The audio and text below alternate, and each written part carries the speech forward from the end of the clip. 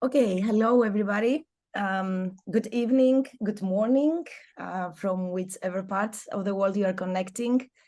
Welcome to the lecture series of the Advanced Architecture Contest organized by IAC.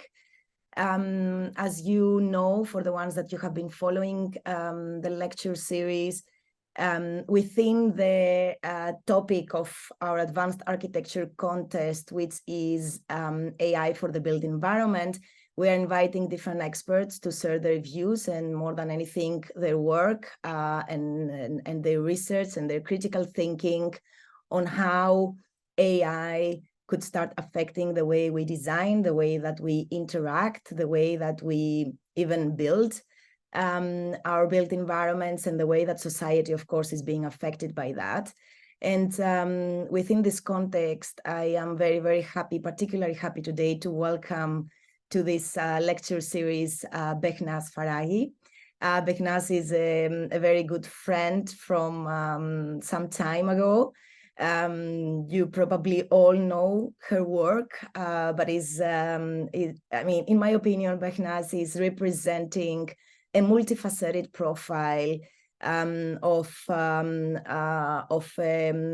a critical designer, let's say, that is trying to understand how technologies could combined with creative design in order to start addressing critical issues related to feminism, related to equity, related to connecting with our environment, even related to notions of empathy. And she is a PhD designer from the Media Arts and Practice from the USC School of Cinematic Arts. She's currently an assistant professor at the Department of Design in California State University. She has taught all over the world, and she has lectured all over the world, and she has been part of international exhibitions with unique pieces that they become manifestos of how design and artistic work could actually start affecting, as I was saying before, critical issues of the current challenges we're facing today as a planet and as a society. And she is basically going to showcase some of this work today. She calls her lecture Emotive Environments, Surveillance, and AI. And it will be great to actually understand from the point of view of Benhaz how AI could become an empowering tool in order to respond to these challenges, but also how can AI become a co-designer into different kind of processes that we as designers, architects, urban planners, and designers, we operate. So yeah, I will not say more apart from the fact that, as I said, she's a multifaceted designer, but Benhaz is also a multi-scalar designer. So she's working very much from the scale of the material to the scale of the human body to the scale of a building and beyond. And this multi-scalar principle is something that is very crucial for everything that we are doing at IAC. So I'm really, really happy, Benhaz, to have you here today, and thank you for joining us. Thank you so much, Areti. Thank you so much for your kind introduction, for your kind words. It's wonderful to be here with everyone. So I'm going to share my screen and get us started. Give me a second.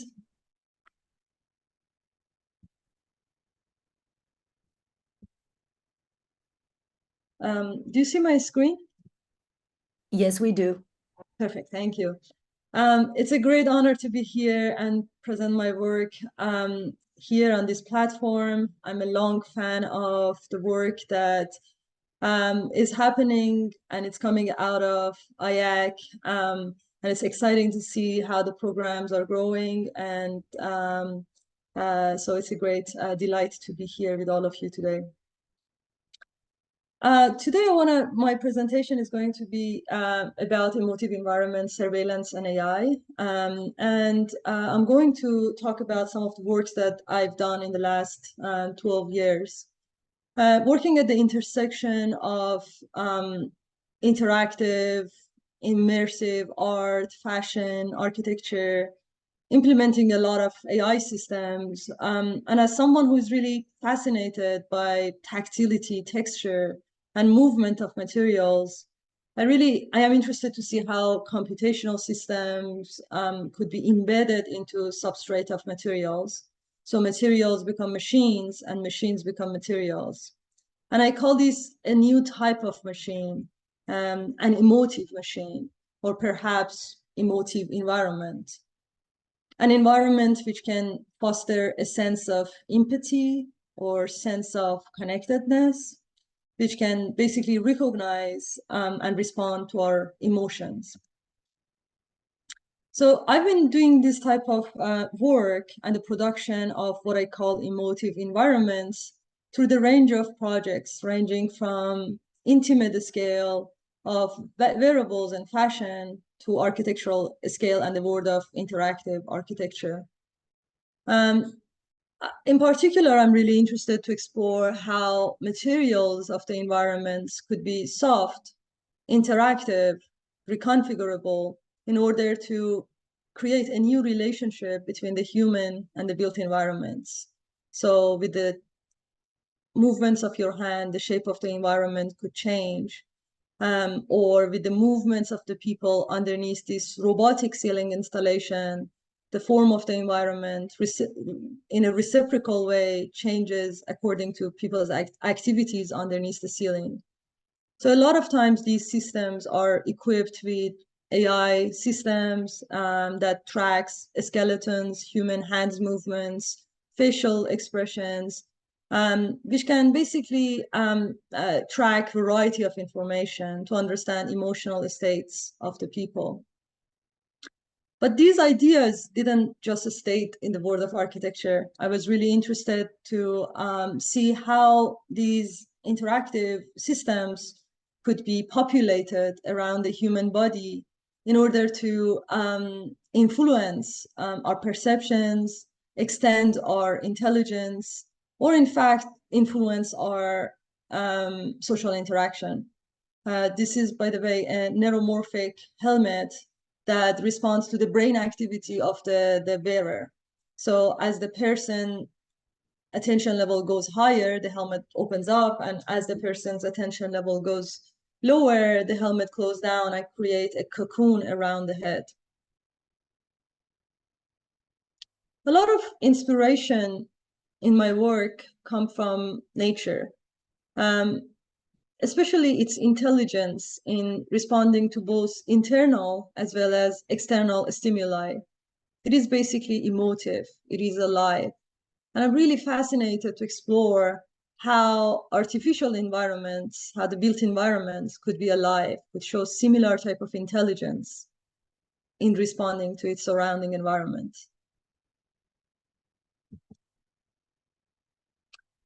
Four concerns that inform my design practice includes new materials or developments of new materials, sensory technologies, robotics, and critical design.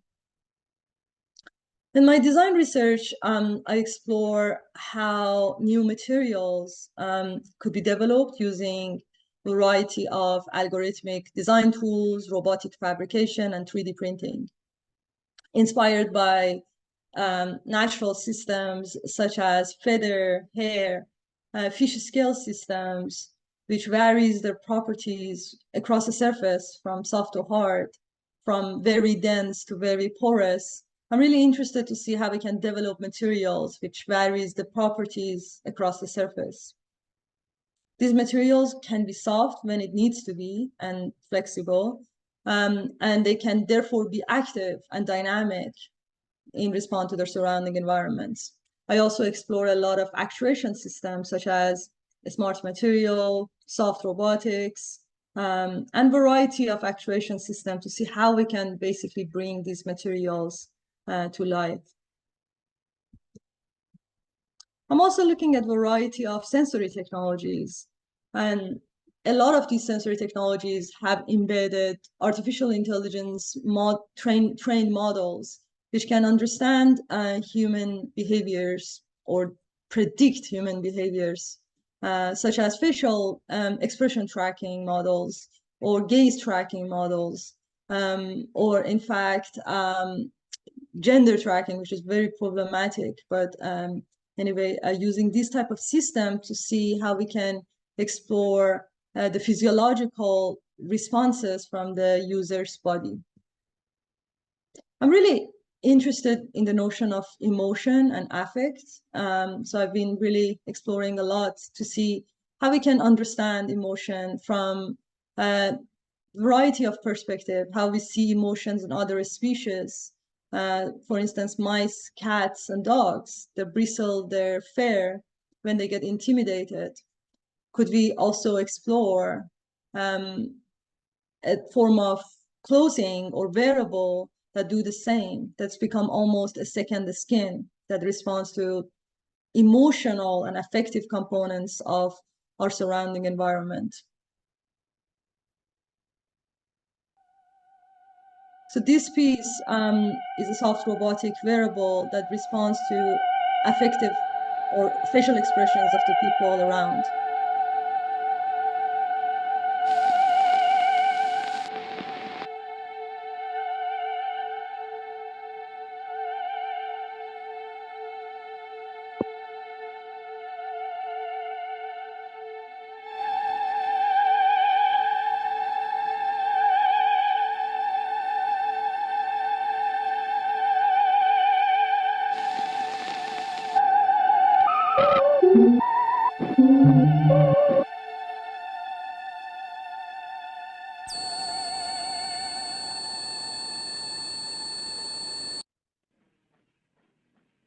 By a similar way of thinking about notion of emotive environments, I was approached by the Museum of Science and Industry in Chicago to develop a piece for their museum.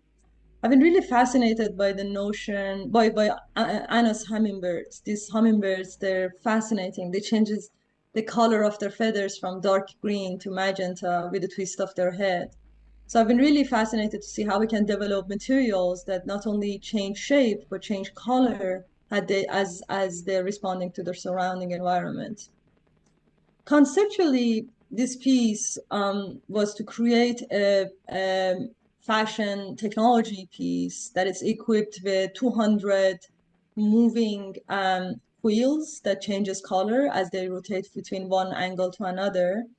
And from conceptual perspective, it really engages with the notion of sensory substitution, which is basically you switch between sensory inputs that comes to the body. So if you're the wearer, instead of receiving information, let's say through your visual information, you can receive information through the sounds of your wearable. So this piece is covered with series of actuators. By the way, these small electromagnetic actuators, we have decided to build them in-house because we wanted to develop a completely modular system that we fabricate in-house, so we can provide extra actuators for the museum staff. So in case something breaks down, they can easily replace it. So from software to hardware to all the components of this piece was completely custom made. And it went through a lot of iteration and exploration of developing these various small actuators. So basically from a conceptual perspective, it was very important to really think about also the perception of the person who is wearing this garment. So if you're blind or if your eyes even are closed and you're wearing this, you still can hear what facial expressions people are expressing to their face, as well as where are they standing compared to your body, just literally through hearing your wearable. So in few seconds, you will see this is the moment that this 3D printed piece was covered with a series of 200 actuators. And there are 40 driver boards, 5 microcontrollers, 1 camera, and they were all basically soldered and assembled inside. So this whole process of also assembling this project was extremely fascinating to see. In a few seconds, you will see a computer vision, a very small camera that is embedded inside the piece. The camera sees the people in front of the piece, and when it recognizes a person approaching, basically, it acknowledges it with ripples of movements across the surface. When it recognizes a face is happy, it generates a smooth movement that it goes from inside out. When it recognizes people are frowning or angry, then the pieces start to move really fast, almost repelling the person to get close to the other.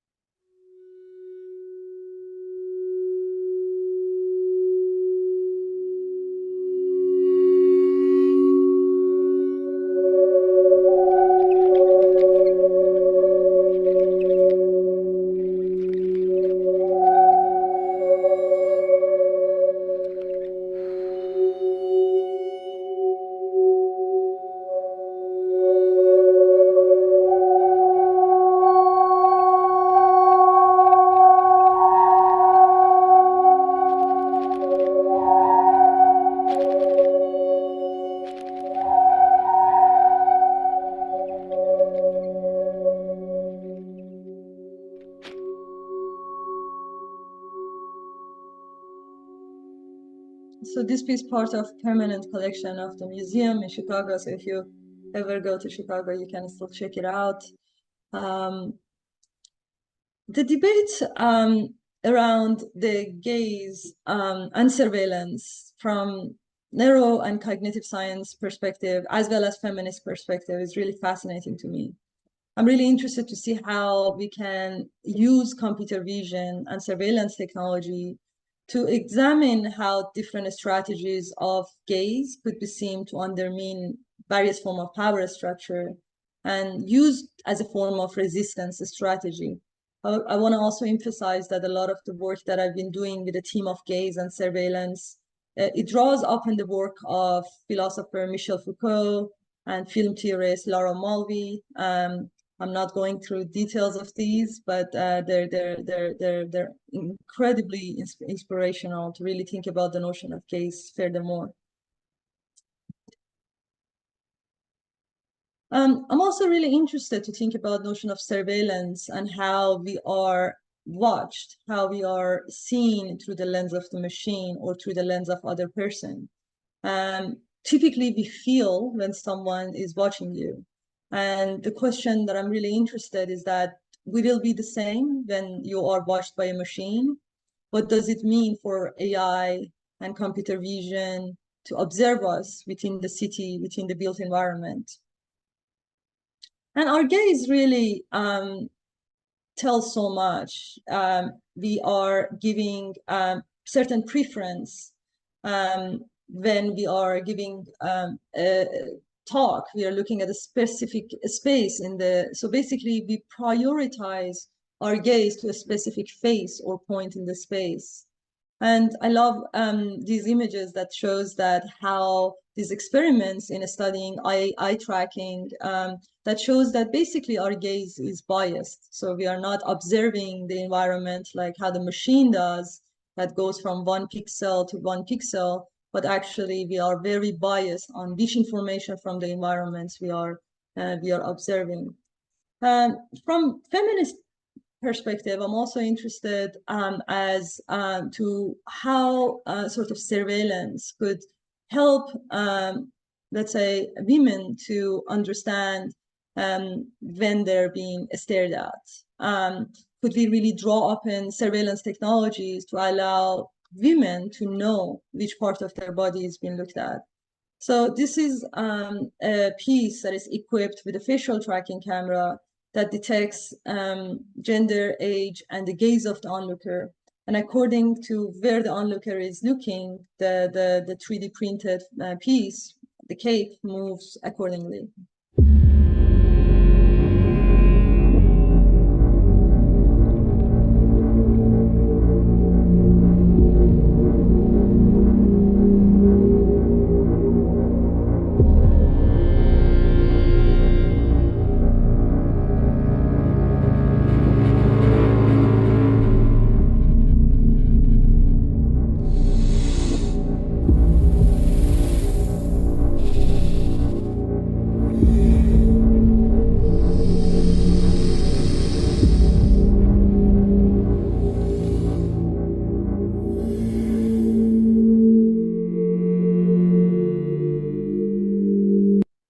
So if you're the wearer, basically you know which part of your body is being looked at, and if you're the onlooker, you know that your action is being notified. So this really potentially changed the social interaction between the people. These are really intriguing historical masks worn by Bandari women from southern part of Iran. It's been said that these masks were developed during Portuguese colonial rule as a way of protecting the wearer from the gaze of a slave master looking for attractive women, which is very fascinating story, and I discovered it just a few years ago, and I decided to do this project.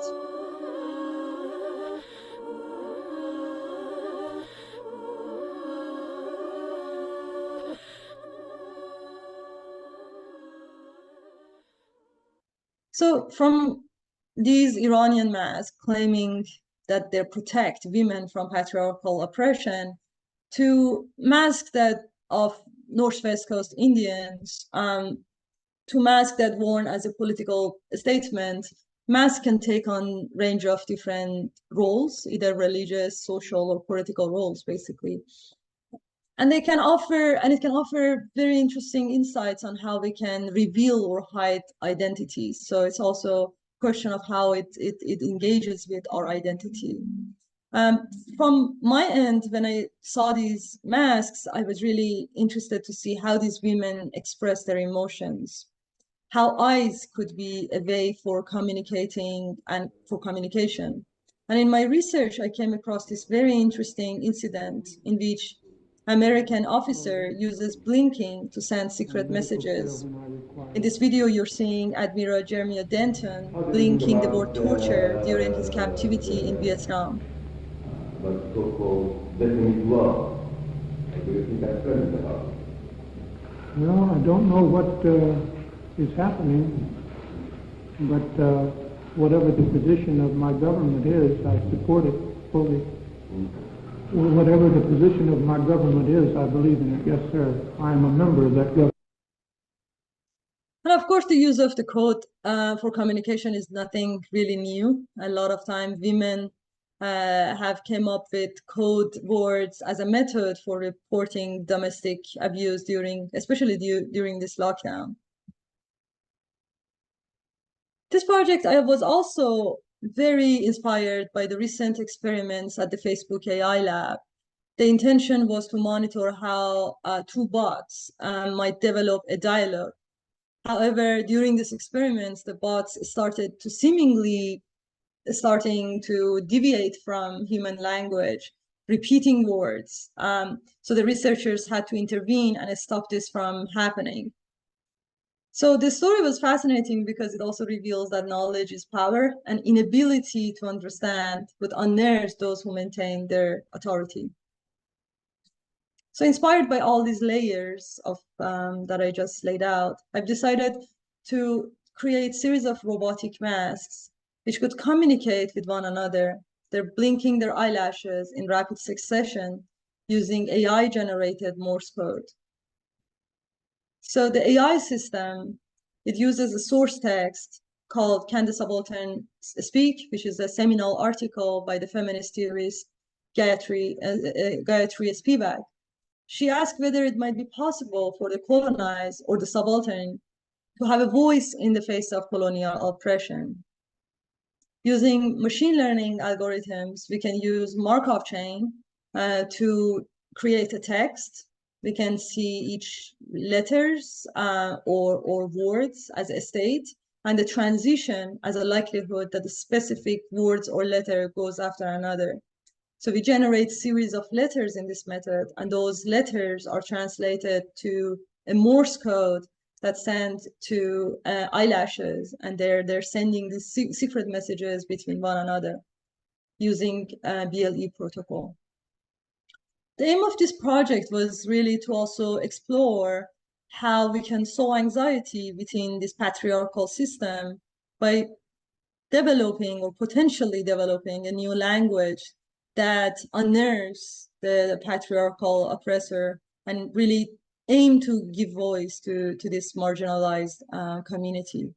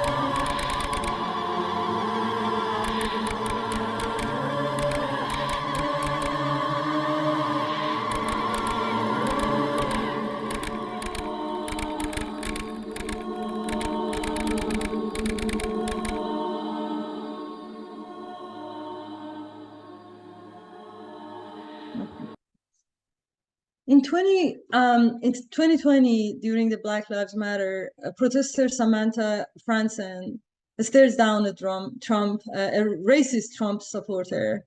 And this really prompted me to think about ways that women could stand up and use their power of gaze in a way to return their gaze.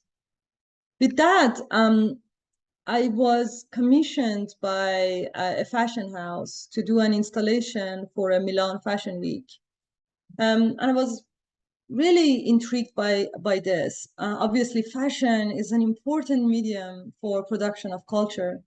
Yet, fashion industry has been long complicit within tradition of female objectification and sexual harassment. So I was very intrigued by this project because I wanted to make sure that I can subvert this dynamic, to use this opportunity to use robotics as a way of returning the gaze of the model back to the audience. In the middle of this runway show, basically, there is, in the center, there is a female model who's wearing a spacesuit-like outfit, and a custom-made headpiece, which is equipped with a very small, tiny cameras, and the camera capture the movement of the model's eyes, and basically stream that to 4 robotic arms that they located behind her. So in other words, the gaze of the model is extended to these 4 robotic arms, returning her gaze back to the audience, make them to reflect on some of the disturbing biases that we have within our subconscious, within the way that we look at sort of this internalized way that we are projecting our gaze to the other people.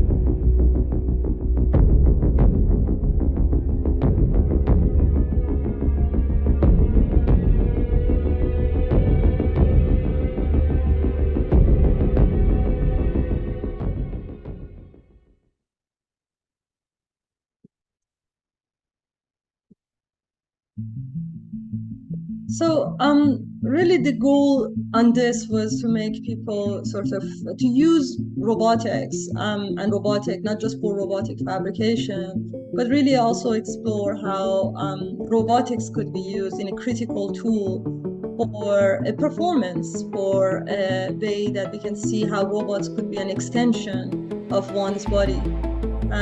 So just a little sort of behind the scene for this project. This project was a very fast commission.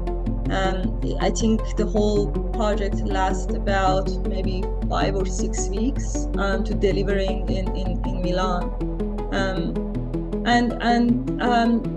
In terms of the movements of the robot, like how we design the movements, how we create a different type of, I'm gonna bring the sounds down so I can, oops, sorry.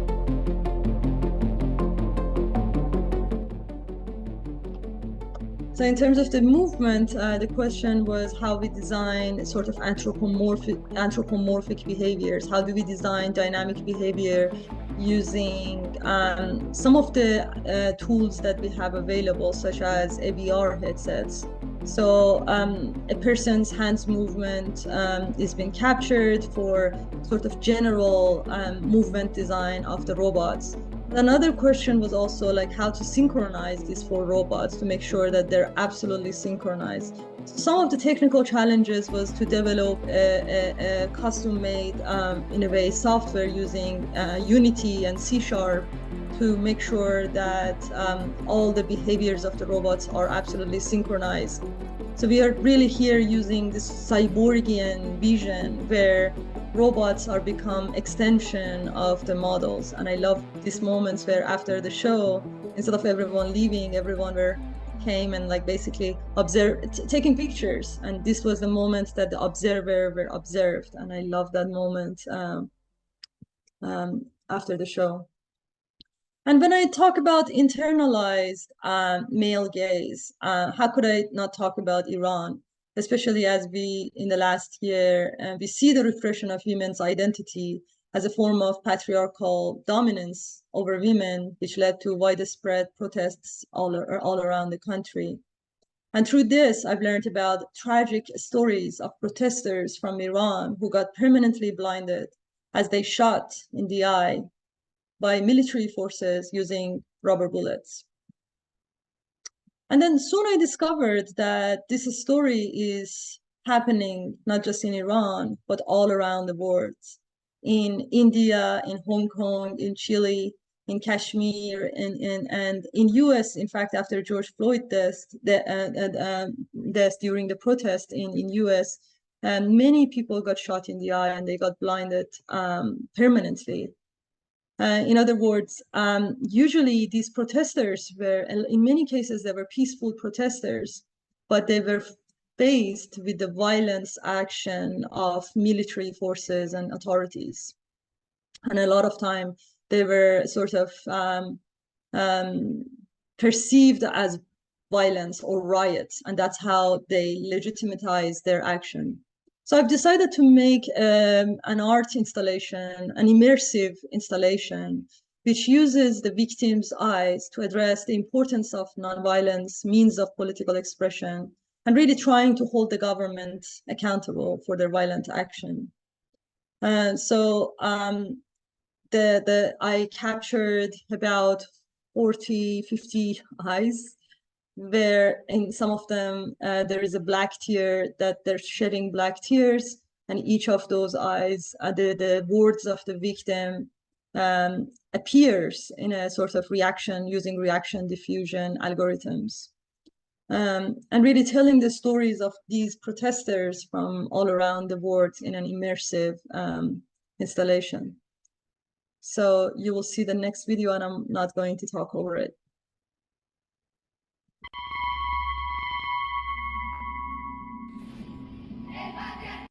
Oh, sorry.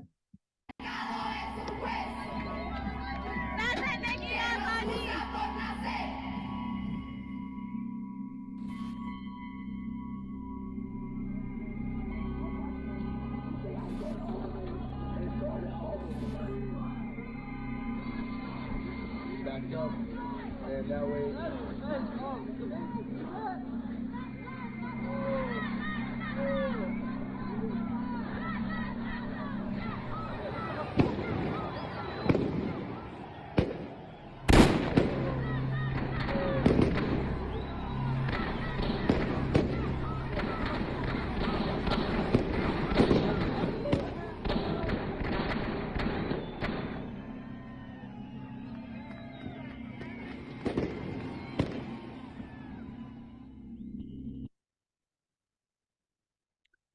So this project was at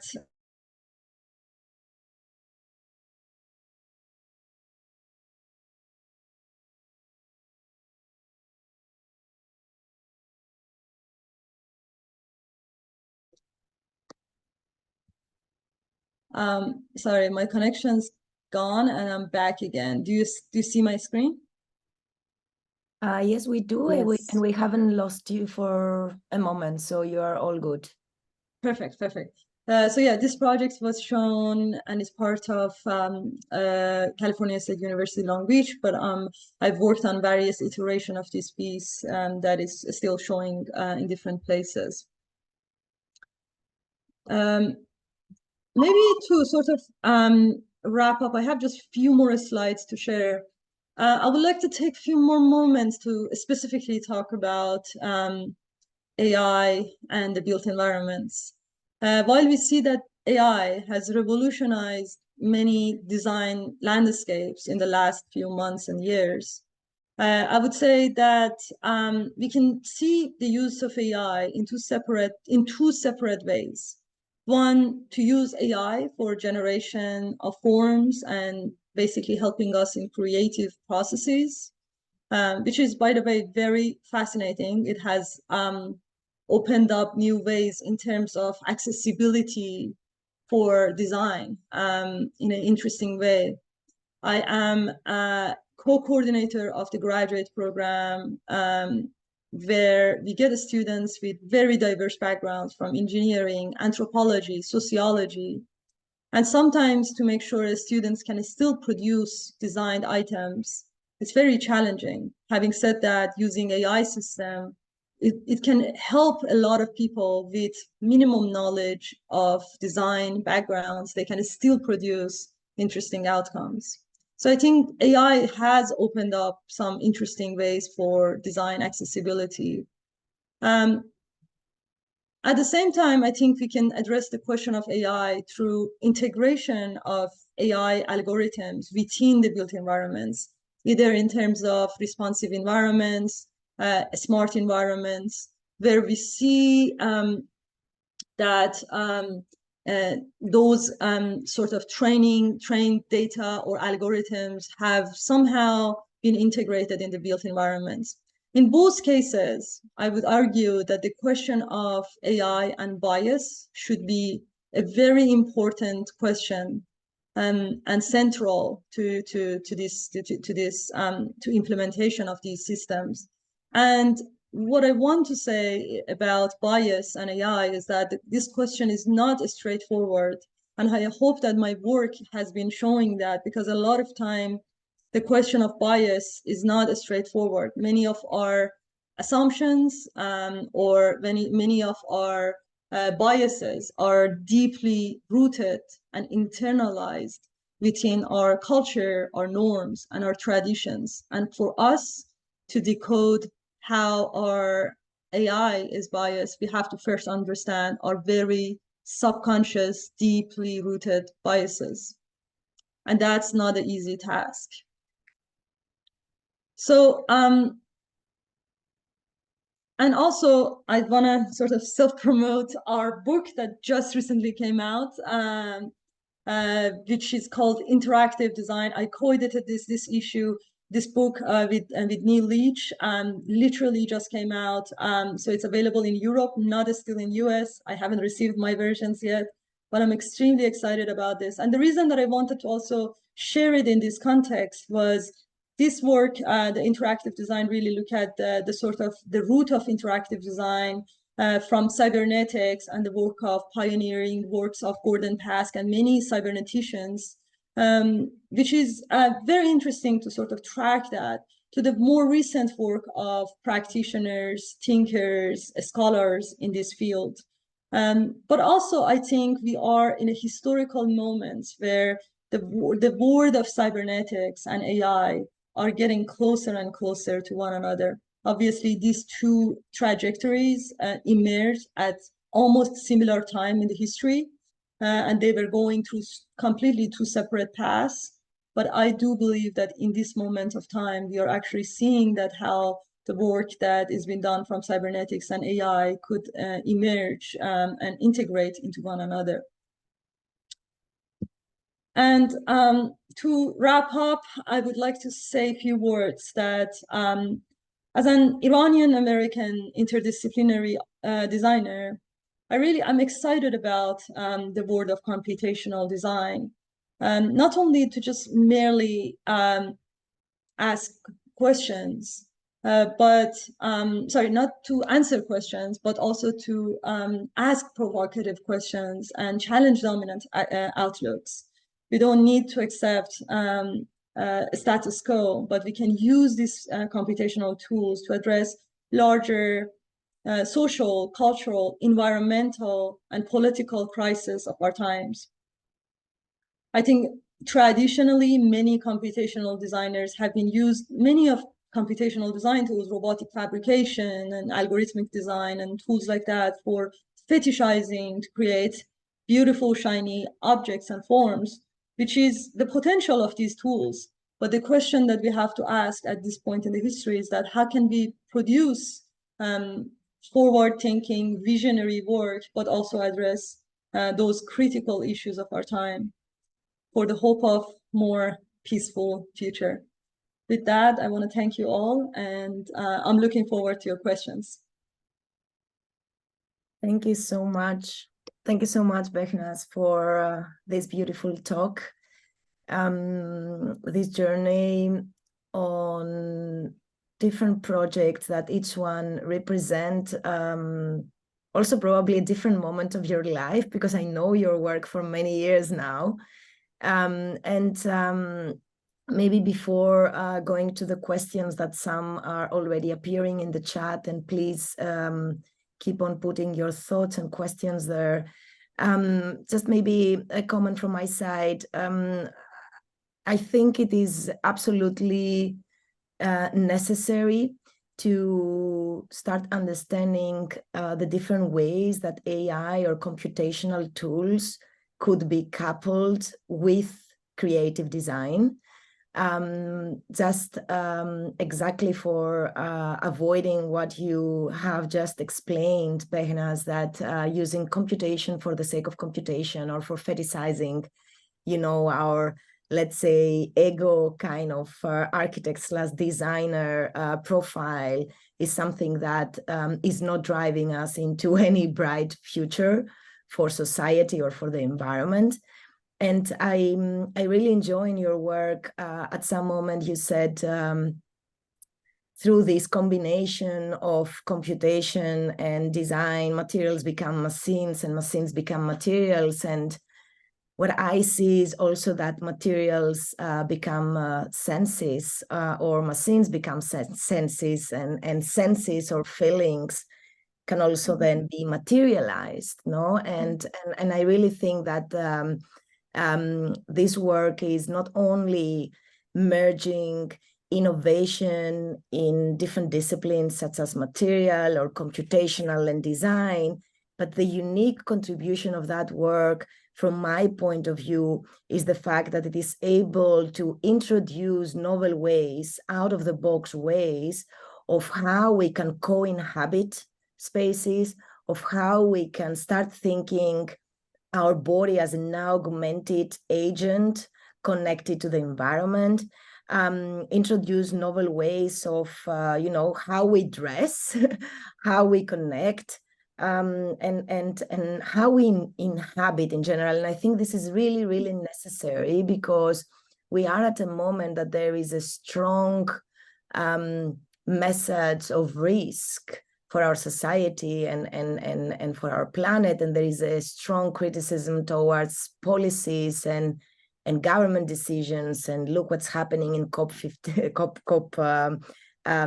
conference now in UIA.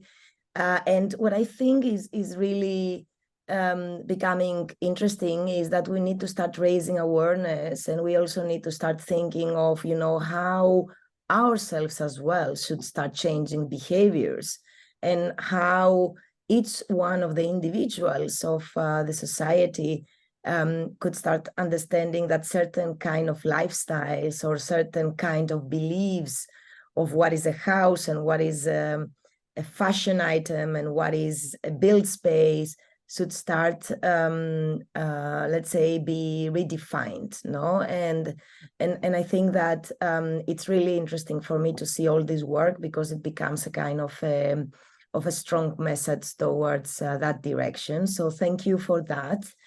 And I will open up to our audience. Thank you, Arti. Maybe before I just answer audience question, I want to say one thing, that because that's so close to my heart, what you just said. And I think my fascination with critical design, it exactly comes from that space where we just, in a way, not engage with assumptions that we have in specific designs.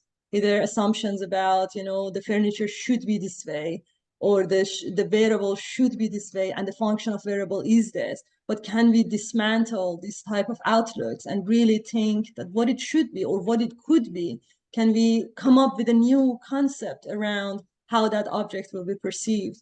So I think critical design, in a way, it's a vehicle for critically thinking through not only our own biases internally, but also biases that we have toward design of any artifacts in our environments.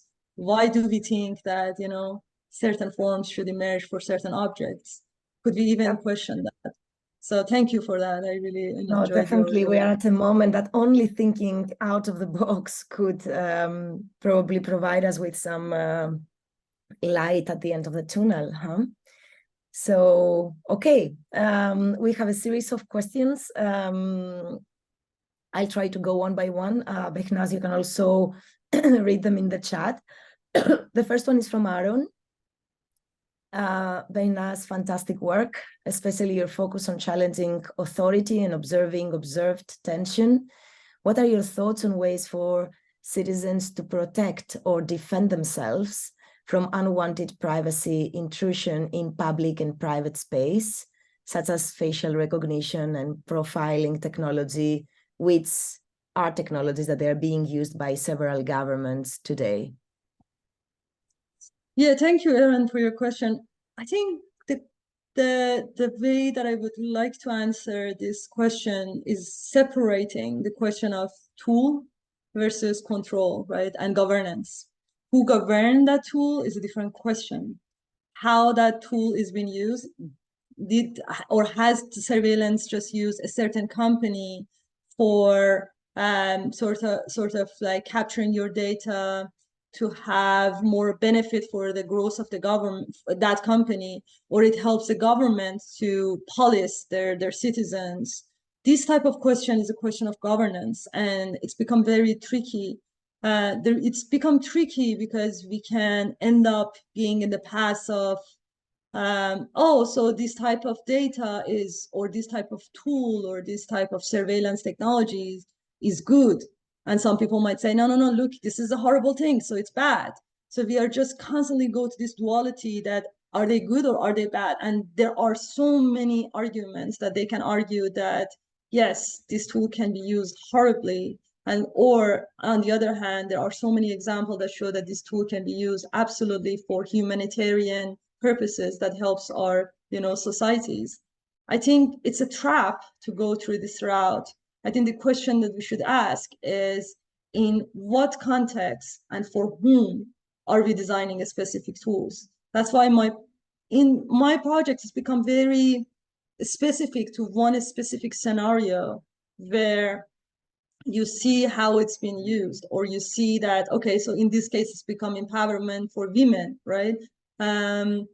And I think the question of when it's become to the hands of the government in of itself is not necessarily a bad thing. A lot of times, if you have a surveillance camera in a dark street, could help the security of a lot of people in that street. So we can't just answer it. There is a lot of ambiguity and nuance, in a way, in this type of answering this type of questions. We have to, again, bring the context and full specific information about how that data is being used. Obviously, the work of Shoshana on surveillance capitalism is very fascinating and it's interesting. Yes, it can benefit certain companies to grow their capitals, and your data could be used in that way. And there are some artists and designers that they are working specifically to resist that. Having said that, I just don't think that it's always a blanket statement that we can say, oh, it's always going to be benefiting, certain companies, so it's horrible. Again, we can just keep arguing back and forth, but I think we should really see that how that tool is being used. In other words, the knife could be a murder tool, or it could be a tool for cutting an apple. So the question of like how that tool is being used, in which context is being used, and what work has been done with it is really important type of question. But thank you for that question. No, thank you for both the question, but the answer as well, because I think this is like really, really relevant and significant. And of course, there is one aspect also related, in my opinion, with, what are the policies or the regulations that they protect from the harmness of that, from the harm, let's say, or the bad use of these technologies. And there are countries or regions that they have exemplified policies which are very much about data privacy of society, and some others that they don't. So I also think that there is a very interesting aspect on, policy and regulation that could support the development of these technologies, which sometimes the rhythm of acceleration and development is so much quicker than any kind of policy could follow. But in Europe also, just a few days ago, a week ago, there was this new EU AI Act cheat sheet, which are the first regulations already started to appear about AI, which kind of AI is prohibited, the high risk of AI, different kind of regulations. So it's the start of also same as, a few decades ago, we did not have any regulation related to the internet. We also don't have today yet regulations or policies related to these technologies. So this is something also very, very important that should accompany the development of these technologies along the way. Absolutely. Yeah, like this is area that like the policy is just the whole policy is really getting to, and especially we see it in US as well with like the whole actor and writer protest against the use of AI. So we are seeing that there is demands, even in academic environment, there are movements against, students using AI or banning the students to use AI. So this becomes sort of the questions that where do we draw lines and where do we draw like policies, how those policies will be defined. So it's a very important conversation.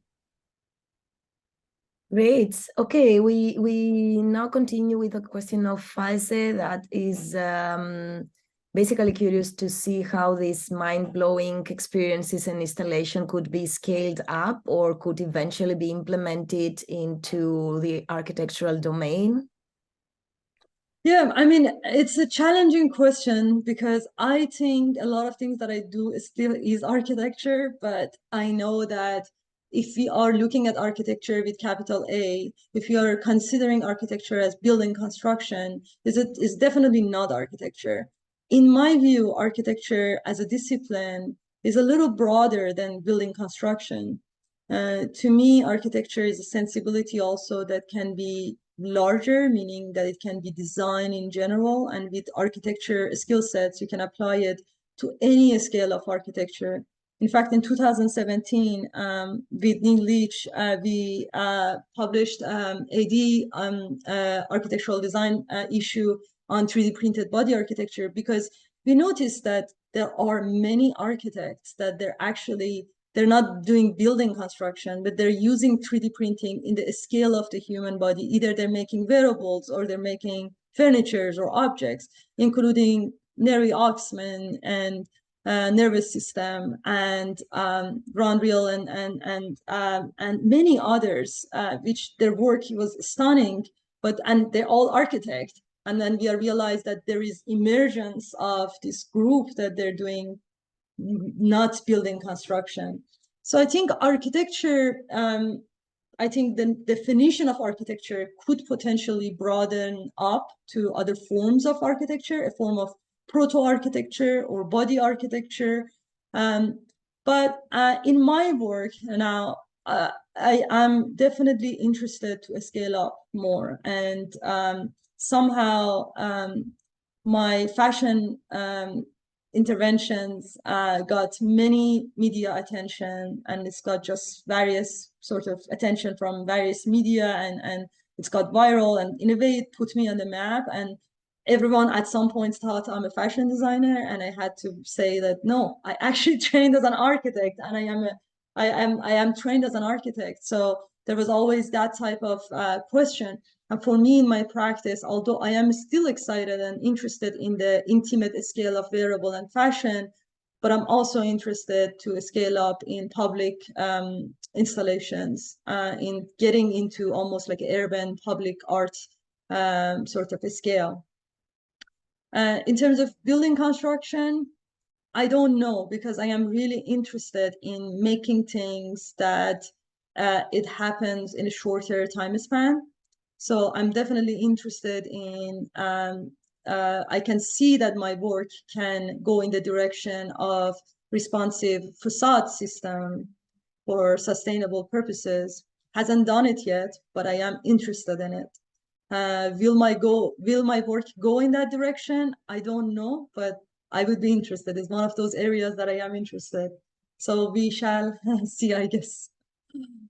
But thank you for your question. Also, one part of the architectural future is very much related with the experiential spaces and different kind of technologies that will immerse us into different experiences in space, and everything that is happening with metaverse and everything that is happening with VR is also gonna ask for designing parallel or different spaces within the architectural thinking, no? So yeah, that would be really like a spatial aspects of it, just the fact that we are having that even a space intelligence in a way to think.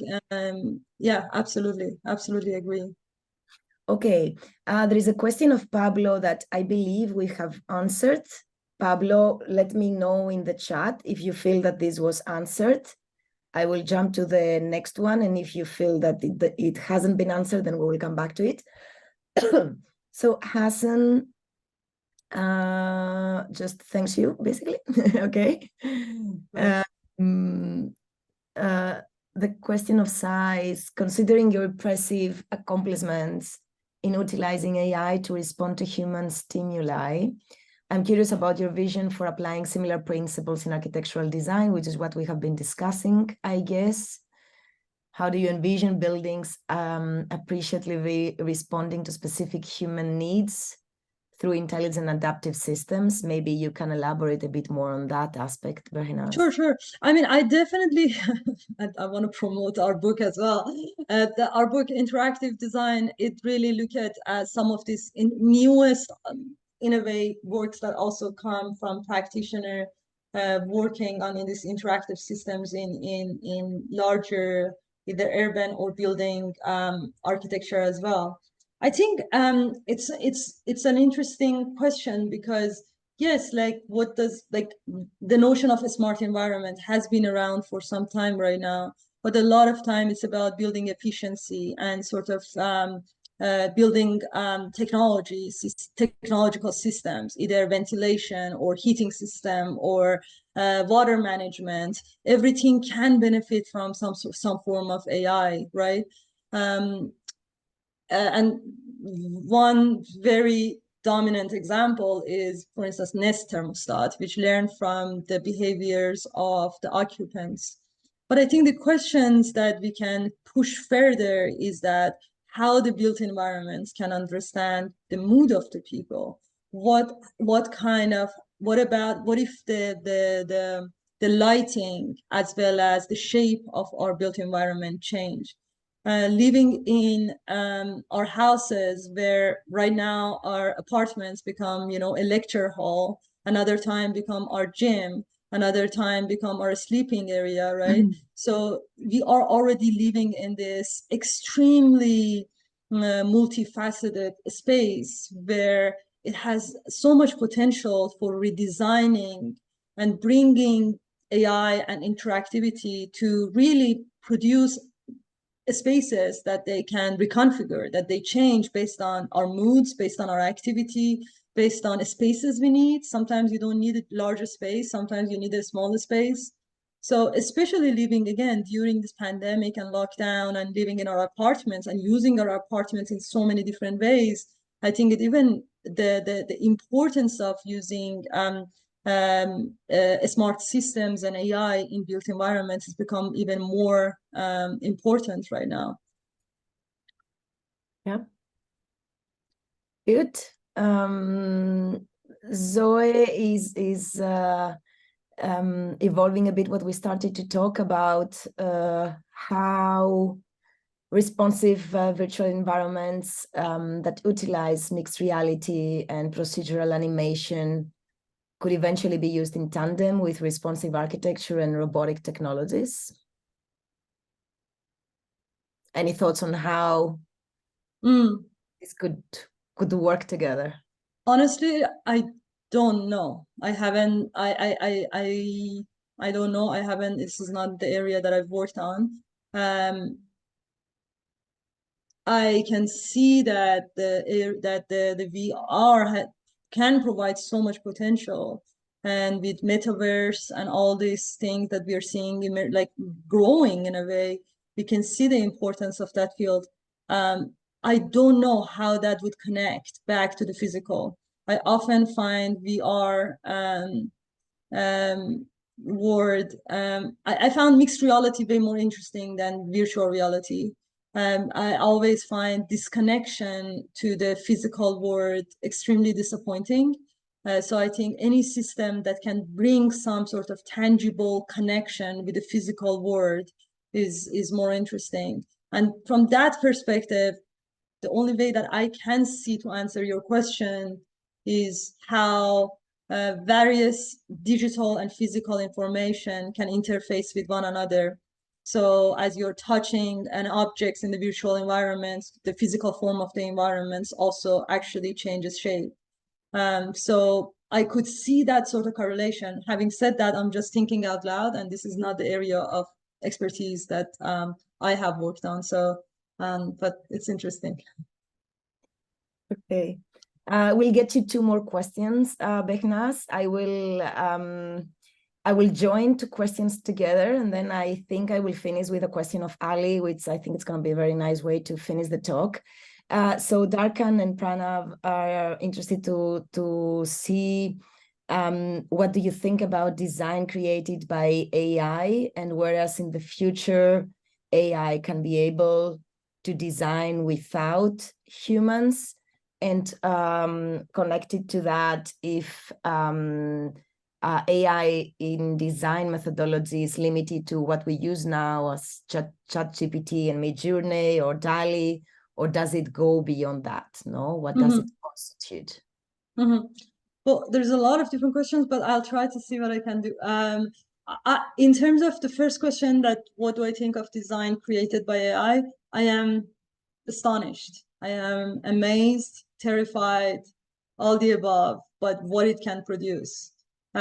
Because I was very hesitant in the beginning, like after a month that Midjourney released, to even try it. And after I gave it a shot with resentment, I was absolutely astonished by what it can produce. And every day I am more astonished by what it can produce in a very short amounts of time, especially platform like Midjourney. But there are many platforms. The names and the number of platforms that they're using various type of AI system, either to produce 2D images, to produce AI generated video to AI generated 3D, which is still in its infancy. So it's very, very low res. The list is like, I'm literally making a list to just keep up with how many companies are doing that, and what are the tools that it's out there in the market. And it's incredible. It's very, very difficult to even to keep up with it.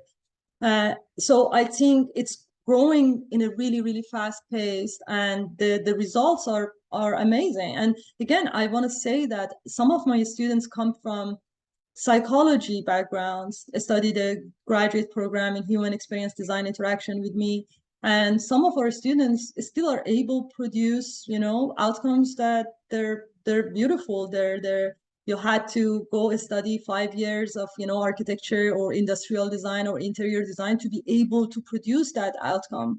So the fact that without that academic background, you still can quickly produce that, it is astonishing. It's going to change what it means to be educator and also a student. We need to redefine that. And I think IAC is very dynamic, and it's very exciting to see that new programs are emerging, addressing this issue of AI.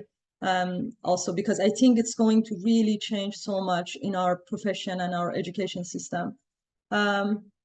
Sorry, I went a little in tangent, but let me see. Do I see that AI can produce design without human?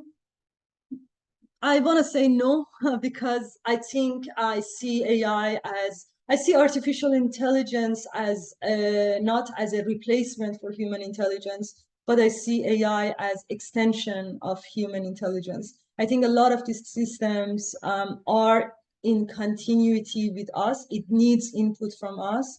They cannot make the final decision, but if they produce 100 different outcomes, they cannot decide which item is better. And the reason for that is that it requires some level of consciousness for judging that which result is better, right? So I think at the end of the day, I am a big believer that AI is still, or at least hopeful, let's put it this way, I am hopeful that AI will be always used as an extension of human intelligence and not replacement of the human intelligence. Great. So yeah, I wanted to finish with a question of Ali, which actually says that is very curious to know more about your design process and how an idea becomes a final product. And could you tell us a bit more about your team and how you manage to reach what you have in mind as an idea, and how you landed into reality working with other people? Yeah, thank you, Ali, for your question. I think, yeah, so the process was interesting. And Arati, you mentioned earlier that you also know my work from early on and now. And I think my work has gone through different phases. In the first few years of producing, a lot of time was mastering the technology, right? I was trying to basically do things and experiment with different technologies, different tools, different materials. And in the last few years, I would say that my work has a new spin, especially in the direction of critical design, by really bringing these social, political, cultural issues into my work. So a lot of time is not just purely like exploration on materials or specific technologies, but I have some ideas and then I go and find some ways to make it, right? So it's a little back and forth. But I would say that in the last few years, a lot of time, my idea sort of draw me to what tools, what space, what medium I need to learn, I need to use, I need to collaborate with those people to do that, right? In terms of the people that they work with me, when I started doing this type of work, I was doing everything myself. Obviously, I am teaching a lot of these things in my school, from coding to robotics to all of that. Having said that, when I get bigger commissions, I have larger team that I hire and I work with, and I typically work with the same people. Sometimes I hire from outside people too. But I'm very, in that sense, my studio is in a way very dynamic, right? There is if there is no commission, there's no one.